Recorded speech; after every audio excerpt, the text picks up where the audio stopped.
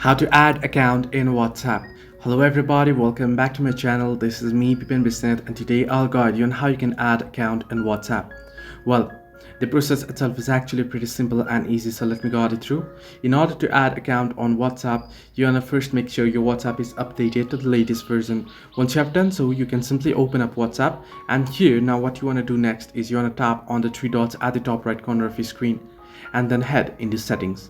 Once on the settings, you can see a list of options, but you want to head into the very first option that says account, and under account you can see there in my case on the screen that it says remove account just above delete account.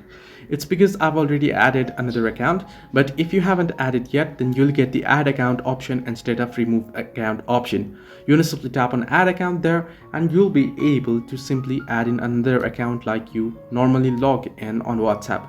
Once you have already logged into your account, you will have two different accounts, and to switch in between those accounts you can tap on three dots at the top right again, and as you can see below settings you'll get the switch account option. So this is how you can add account in WhatsApp. Hope this helped you. Do like and subscribe, and do not forget to leave a comment down below if you have any further issues.